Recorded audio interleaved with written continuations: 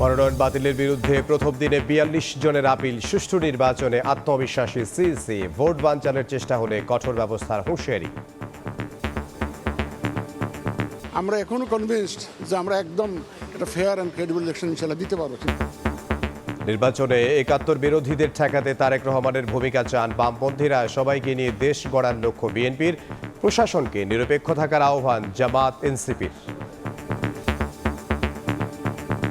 একটি দলকে যেভাবে আনকন্ডিশনালি যেভাবে সাপোর্ট দিয়ে যাচ্ছে যে আচরণ, সেটি আমাদেরকে আহত করছে। যারা সরকারে থাকবে, যারা বিরোধী দলে থাকবে, সবাই মিলেই দেশটাকে সামনের দিকে অগ্রসর করে নিতে হবে, সেই আশাবাদ উনি ব্যক্ত করলেন। অনেক রকম চক্রান্ত আছে, সেখান থেকে আমাদেরকে উঠে দাঁড়াতে হবে। আসুন আমরা সেই বাংলাদেশকে আবার সবাই মিলে গড়ে তুলি। দেখছিলেন প্রধান শিরোনাম। সন্ধ্যার সময় সঙ্গে আছে আমি ইমদাদুল হক। এবার অন্যান্য শীর্ষ সংবাদ। পরিচয় মিলল অজ্ঞাত ৮ জুলাই শহীদের। রায়ের বাজারের গণকবর থেকে তোলা লাশ শনাক্তের ফল উপস্থাপন সিআইডির। বাকিদেরও পরিচয় নিশ্চিতের আশ্বাস। এবং মাদক মামলায় নিউ ইয়র্কের ম্যানহাটন আদালতে তোলা হলো মাদুরোকে। মাদক নিয়ন্ত্রণে ব্যর্থ হলে মেক্সিকো, কলম্বিয়া, কিউবাতেও হস্তক্ষেপের হুঁশিয়ারি ট্রাম্পের।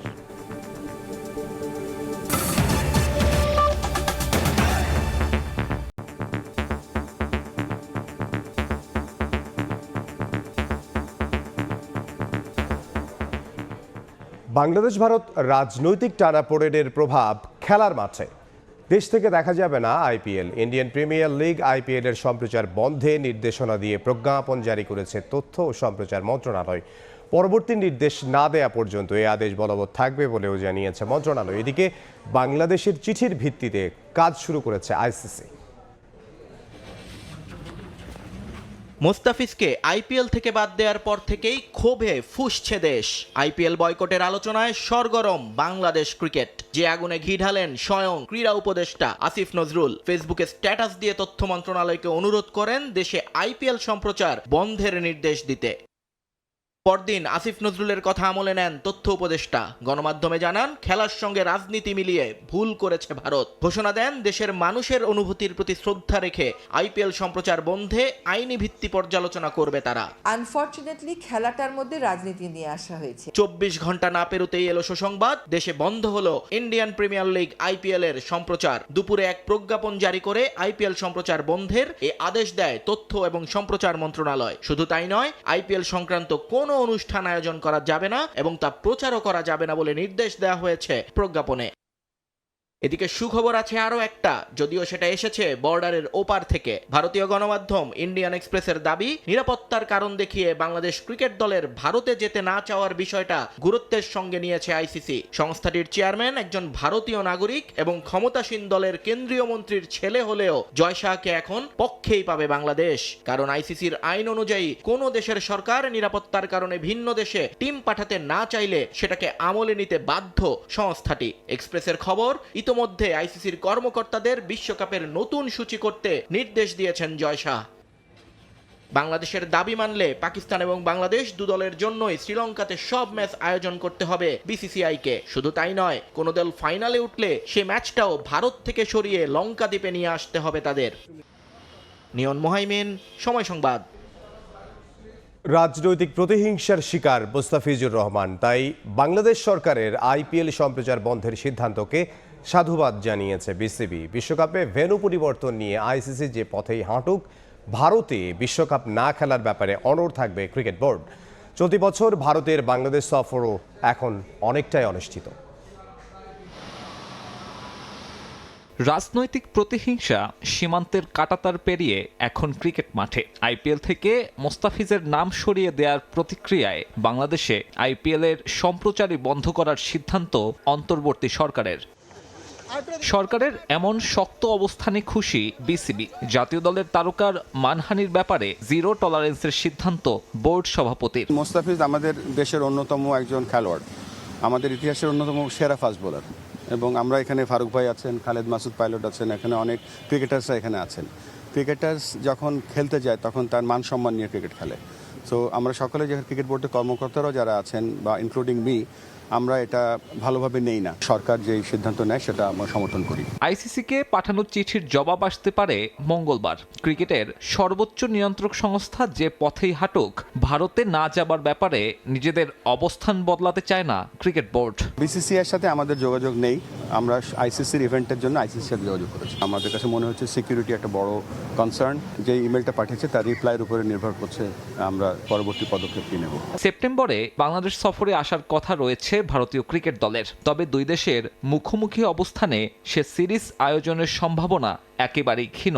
আপাতত বিশ্বকাপের ওপরই নিজেদের সর্বোচ্চ মনোযোগ রাখতে চাচ্ছে বিসিবি। রাজনৈতিক কারণে একটা ছেলেকে এত ভালো ক্যালিবারের একটা প্লেয়ার যে তার অনেক কিছু দেখাতে পারতো এই আইপিএলে, সেটা করতে পারিনি, যেন আমরা দুঃখিত সবাই। আনুষ্ঠানিক মন্তব্য না করলেও সেপ্টেম্বর উইন্ডোতে ভারতের বিকল্প নিয়ে ভাবনা শুরু করে দিয়েছে বিসিবি। উল্লেখ্য, গত বছর নিরাপত্তার কারণ দেখিয়ে বাংলাদেশ সফরে অস্বীকৃতি জানায় বিসিসিআই।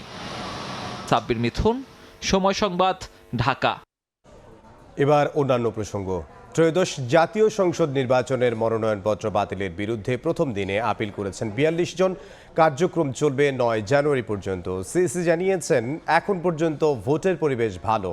সবার সহযোগিতায় অবাধ ও সুষ্ঠু নির্বাচন আয়োজনে আশাবাদী তিনি। এদিকে যাচাই বাছাই নিরপেক্ষতা নিয়ে প্রশ্ন তোলেন বাদ পড়া প্রার্থীরা। সারা দেশে ২,৫৬৮ জন সম্ভাব্য প্রার্থীর মনোনয়নপত্র যাচাই বাছাই শেষে রোববার ১,৮৪২ জনের মনোনয়ন বৈধ ঘোষণা করা হয়। আর ৭২৩ জনের মনোনয়নপত্র বাতিল করেন রিটার্নিং অফিসাররা। রিটার্নিং কর্মকর্তাদের সিদ্ধান্তের বিরুদ্ধে সোমবার থেকে নির্বাচন কমিশনে আপিল আবেদন শুরু করেছেন বাছাইয়ে বাদ পড়া সম্ভাব্য প্রার্থী ও সংক্ষুব্ধ ব্যক্তিরা। আবেদন কার্যক্রম চলবে ৯ জানুয়ারি পর্যন্ত। আপিলের জন্য অঞ্চলভিত্তিক 10টি বুথ স্থাপন করেছে ইসি। আপিল করতে এসে ভোটের মাঠ নিয়ে অসন্তোষ প্রকাশ করেছেন সম্ভাব্য প্রার্থীরা। স্বাক্ষর করেছেন এই প্রায় ৫,০০০ মানুষ এত অল্প সময়ে। ওনারা চান আমি যাতে নির্বাচনে কন্টেস্ট করতে পারি, তো সেই জন্য আমরা আপিল করেছি এবং আমরা আইনি প্রক্রিয়ার লড়াইটা চালিয়ে যাব। ইলেকশন কমিশন আমার জীবন হুমকির মুখে ফেলে দিয়েছেন এই 1%-এর জনসমর্থন আদায় করার কথা বলে। আমি যখন ওটা দাখিল করতে যাব, আমাদের উপর হামলা হয়ে আমাদের অনেকগুলা পেজ তারা ছিনিয়ে নিয়ে যায়। এখনো মব চলতেছে, বড় বড় দলের প্রার্থীরা আমাদের ছোট দলগুলোর উপরে সরাসরি ওনারা হস্তক্ষেপ করছে। ইসির নিরপেক্ষতায় আপিলে প্রার্থীটা ফিরে পাওয়ার আশার কথাও জানান আবেদনকারীরা। আমার নামে কোনো মামলা আছে কিনা এই জায়গাটা আমি শূন্য করে রেখেছি, এই ত্রুটিতে আমাকে বাতিল করা হয়েছে। আপিলটা গ্রহণ হলে আমি আমার মনোনয়নটা পেয়ে যাব।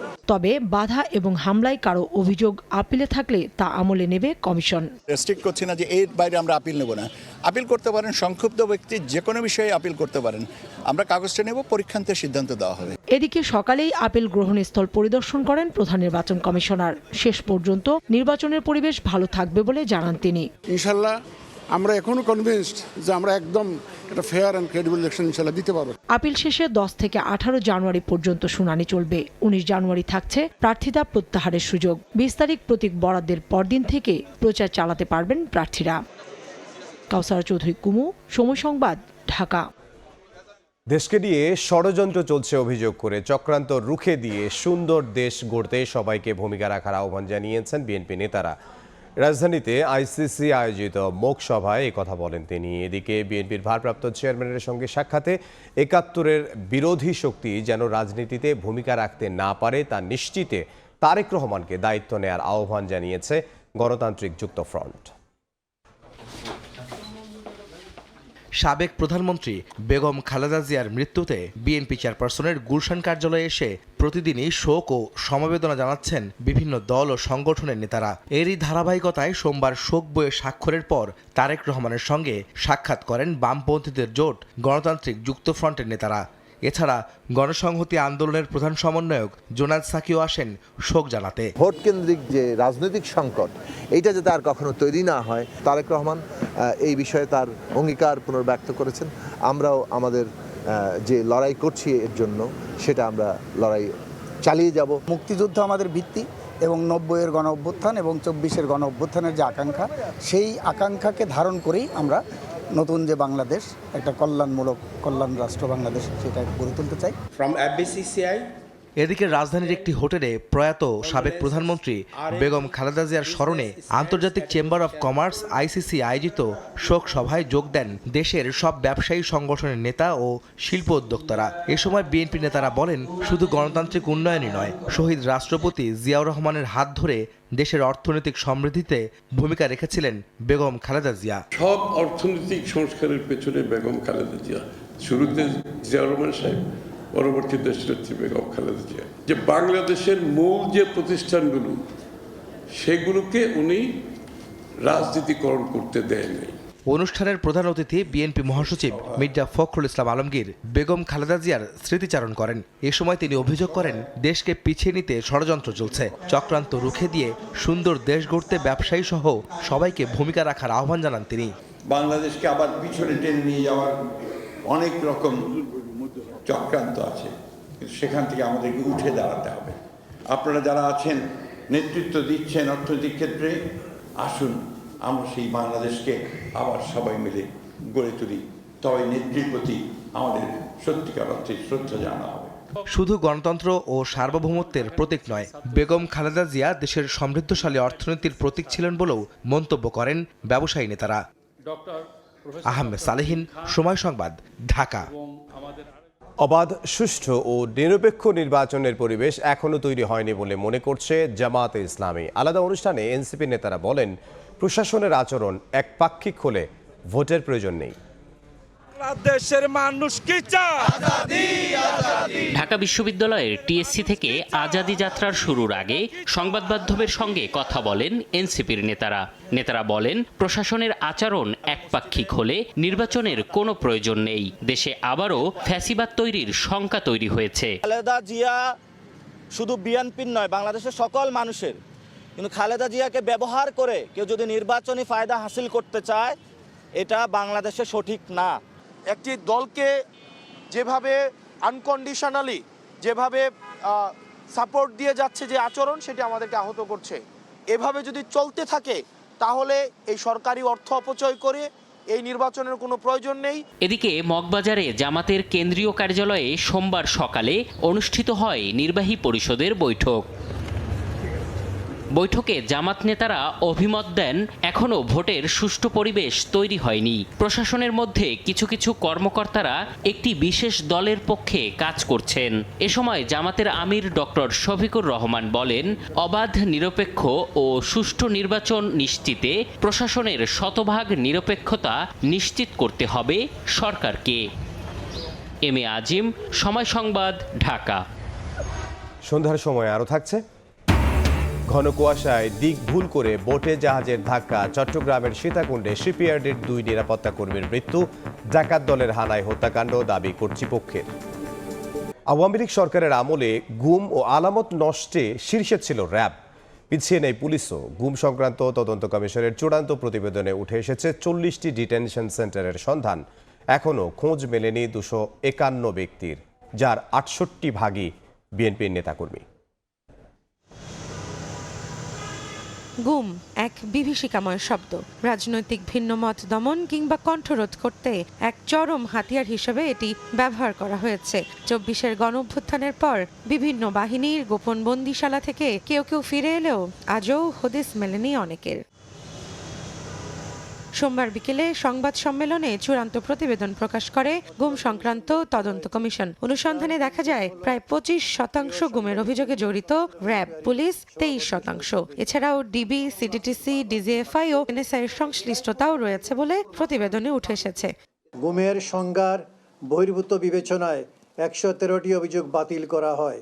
ফলে মোট 1569টি অভিযোগ কমিশনের সক্রিয় বিবেচনায় ছিল।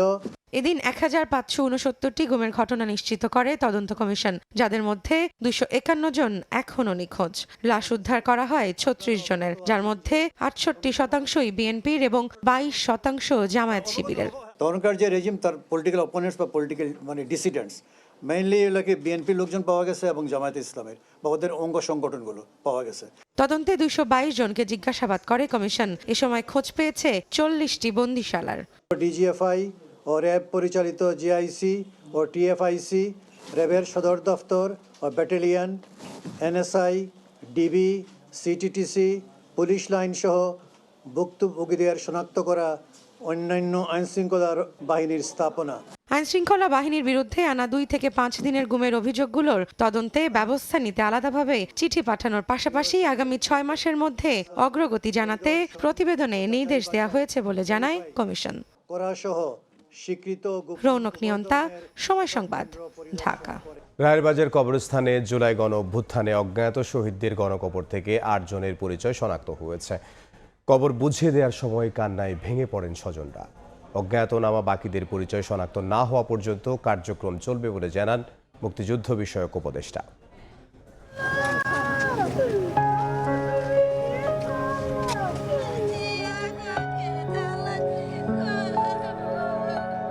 এ কান্না স্বজন হারানোর নয়, স্বজনের কবর খুঁজে পাওয়ার। জুলাই গণ অভ্যুত্থানে নিখোঁজ হওয়ার 1.5 বছর দাঁড়ে দাঁড়ে ঘুরেও সন্ধান মেলেনি। অবশেষে দেখা মিলল সে আদরের সন্তানের কবরের। কাপড়ের ব্যবসায়ী সোহেল রানা 2024 সালের 18 জুলাই আন্দোলনে গিয়ে শহীদ হন। তার মমতাময়ী মা কবরের পাশে বারবার মূর্ছা যাচ্ছেন। পাশের কবরেই শায়িত শহীদ ফয়সাল সরকার। তার মা এখনো মেনে নিতেই পারছেন না তার কলিজার টুকরো এই পৃথিবী ছেড়ে পাড়ি দিয়েছেন অনন্তকালের যাত্রায়। শহীদ পারভেজ ব্যাপারীর মায়ের এই আর্তনাদ যেন থামছেই না। মাত্র 23 বছরে সবাইকে ছেড়ে চলে যাবেন মেনেই নিতে পারছেন না মা শামসুন নাহার। আমাকে যেরকম কষ্ট লাগে কি ওর আল্লাহ কষ্ট দিয়েন না। সকালে আনুষ্ঠানিকভাবে পরিচয় শনাক্তের তথ্য তুলে ধরেন সিআইডি প্রধান সিবগাতুল্লাহ। বলেন, আন্তর্জাতিক প্রটোকল মেনেই মৃতদেহ উত্তোলন ও ফরেনসিক কার্যক্রম সম্পন্ন হয়েছে। 9টি আবেদন পেয়েছিলাম এ পর্যন্ত, তারা তাদের আত্মীয় স্যাম্পল আমাদেরকে দিয়েছিল। আল্লাহর হাজার শুকর যে আমরা 8 জনকেই পরিচিতিটি শনাক্ত করতে পেরেছি। মুক্তিযুদ্ধ বিষয়ক মন্ত্রণালয় বলেন, সকল শহীদের পরিচয় শনাক্তে কাজ চালিয়ে যাচ্ছে সরকার। শহীদ পরিবারের পাশে থাকার আশ্বাস দেন স্থানীয় সরকার উপদেষ্টা। শহীদদের আত্মা শান্তি পায় আর তাদের পরিবার পরিজন পাক আমাদের গভীর সম্মান। এই প্রক্রিয়া অব্যাহত থাকবে এবং সকল শহীদকে তাদের আপনজনের কাছে ফিরিয়ে দেওয়ার জন্য আমরা বদ্ধপরিকর। অজ্ঞাতনামা মৃতদেহ পরিচয় শনাক্তের কার্যক্রম গত 7 ডিসেম্বর শুরু হয়ে চলে 25 ডিসেম্বর পর্যন্ত। 21 দিনের কর্মযজ্ঞের পর 8 শহীদ পরিবার খুঁজে পেয়েছে তাদের স্বজনদের। এর মাধ্যমে অবসান ঘটেছে 1.5 বছরের। এখনো বাকি 106 জনের পরিচয় শনাক্তের কাজ। সিআইডি জানিয়েছে, যাদের স্বজনরা এখনো নিখোঁজ আছে দ্রুত ডিএনএ নমুনা সিআইডির কাছে জমা দিতে। হয়তোবা তারাও পেতে পারেন তাদের স্বজনদের খোঁজ। মাসুদুর রহমান, সময় সংবাদ, ঢাকা। সন্ধ্যার সময় আরও থাকছে পৌষের মাঝামাঝি শীতের দাপট। উত্তরের হিম বাতাসে জবুথবু জনজীবন। 12 জেলায় বইছে মৃদু শৈত্যপ্রবাহ। হাসপাতালে ঠান্ডাজনিত রোগীর চাপ। চট্টগ্রামে একটি শিপ ব্রেকিং ইয়ার্ড থেকে 2 নিরাপত্তা কর্মীর মরদেহ উদ্ধার করা হয়েছে। সকালে সীতাকুণ্ডের কুমিরা এলাকায় কেআর শিপ ব্রেকিং ইয়ার্ড থেকে ক্ষতবিক্ষত অবস্থায় খালেক ও সাইফুলের লাশ উদ্ধার করা হয়। কর্মীরা জানান, রোববার মধ্যরাতে ঘন কুয়াশার মধ্যে তীরে নোঙর করার সময় দিক ভুল করে একটি জাহাজ ধাক্কা দিলে মৃত্যু হয় বোটে থাকা 2 নিরাপত্তা কর্মীর। তবে শিপইয়ার্ড কর্তৃপক্ষের দাবি, ডাকাতের হামলা থেকে বাঁচতে সাগরে 2 নিরাপত্তা কর্মী ঝাঁপ দিলে ঘটে এই দুর্ঘটনা। দেশজুড়ে অব্যাহত রয়েছে কনকনে শীত। উত্তরের হিমেল হাওয়া আর ঘন কুয়াশায় ব্যাহত স্বাভাবিক জীবনযাত্রা। রাজশাহী বিভাগের 8 জেলার পাশাপাশি আরও 4 জেলার উপর দিয়ে বয়ে যাচ্ছে মৃদু শৈত্যপ্রবাহ। ভোরের কুয়াশায় ঢাকা সড়ক মাঠঘাট। সূর্যের দেখা পেতে অপেক্ষা করতে হচ্ছে অনেক বেলা। হিমেল হাওয়ায় কাঁপছে মানুষ। কনকনে শীতে সবচেয়ে বেশি ভোগান্তিতে শ্রমজীবী ও ছিন্নমূল মানুষ। কুয়াশার জন্য বিঘ্ন ঘটছে যান চলাচলে। অত্যধিক কুয়াশা, প্রচন্ড ঠান্ডা, গতবার থেকে অনেক বেশি ঠান্ডা এখানে। ঘর থেকে বের হওয়া যাচ্ছে না, ঘন কুয়াশা আবৃত। প্রচন্ড হাড় কাঁপানো শীত, শীতে মানুষ খুব কষ্ট পাচ্ছে। ঘন কুয়াশায় প্রতিদিনই পাটুরিয়া, দৌলদিয়া, আরিচা, কাজিরহাট এবং দাওয়াপাড়া, নাজিরগঞ্জ নৌ রুটে 8 থেকে 10 ঘন্টা বন্ধ থাকছে ফেরি চলাচল। এতে দুর্ভোগ পোহাচ্ছেন পরিবহনের যাত্রী ও চালকেরা। প্রচুর কুয়াশার কারণে ফেরি চলছে আবার চলছে না। সবাই আর কি খুব দুর্ভোগের ভিতরে আছে, যাত্রীরা, মহিলারা, বাচ্চারা। কুয়াশা হলে ফেরিওয়ালারা কি করবে? স্টাফরাই প্রচন্ড হাড় কাঁপানো শীত, শীতের ভেতর খুব কষ্ট হচ্ছে আমাদের। সোমবার দেশের সর্বনিম্ন তাপমাত্রা রেকর্ড করা হয় পাবনার ঈশ্বরদীতে 8.4 ডিগ্রি সেলসিয়াস। আবহাওয়া অফিস জানিয়েছে, দিনাজপুর, যশোর, চুয়াডাঙ্গা, কুষ্টিয়া জেলা সহ রাজশাহী বিভাগ দিয়ে মৃদু শৈত্যপ্রবাহ বয়ে যাচ্ছে। এদিকে কনকনে ঠান্ডায় মাদারীপুরের হাসপাতালগুলোতে বেড়েছে রোগীর চাপ। বেডের তুলনায় দ্বিগুণ রোগী ভর্তি হাসপাতালে। বেশি জটিলতায় শিশু ও বৃদ্ধরা। প্রতিদিন 1.5 থেকে 2,000 মানুষ চিকিৎসা নিচ্ছেন হাসপাতালে। তানজিল হাসনাত, সময় সংবাদ। দেশের বাইরের খবর, যুক্তরাষ্ট্রের নিউ ইয়র্কের আদালতে নেওয়া হয়েছে ভেনেজুয়েলার প্রেসিডেন্ট নিকোলাস মাদুরোকে। মাদক ও অস্ত্র চোরাচালানের মামলায় সোমবার ম্যানহাটনের ফেডারেল আদালতে হাজির করা হয় মাদুরো ও তার স্ত্রীকে। তাদের বিরুদ্ধে আনা অভিযোগের বিস্তারিত পড়ে শোনানোর কথা রয়েছে। এদিকে মাদুরোর চেয়েও বড় মূল্য দিতে হতে পারে ভেনেজুয়েলার ভাইস প্রেসিডেন্ট ডেলসি রদ্রিগেজকে, এমন হুঁশিয়ারি দিয়েছেন ডোনাল্ড ট্রাম্প। মাদক ও সন্ত্রাস নিয়ন্ত্রণে ব্যর্থ হলে কলম্বিয়া, কিউবা ও মেক্সিকোতে হস্তক্ষেপ করার হুঁশিয়ারি দিয়েছেন মার্কিন প্রেসিডেন্ট ডোনাল্ড ট্রাম্প।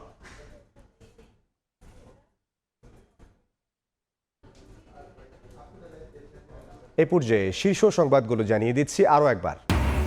মনোনয়ন বাতিলের বিরুদ্ধে প্রথম দিনে 42 জনের আপিল। সুষ্ঠু নির্বাচনে আত্মবিশ্বাসী সিইসি। ভোট বানচালের চেষ্টা হলে কঠোর ব্যবস্থার হুঁশিয়ারি। এবং 71 বিরোধীদের ঠেকাতে তারেক রহমানের ভূমিকা চান বামপন্থীরা। সবাইকে নিয়ে দেশ গড়ার লক্ষ্য বিএনপির। নিরপেক্ষ প্রশাসন চায় জামাত, এনসিপি।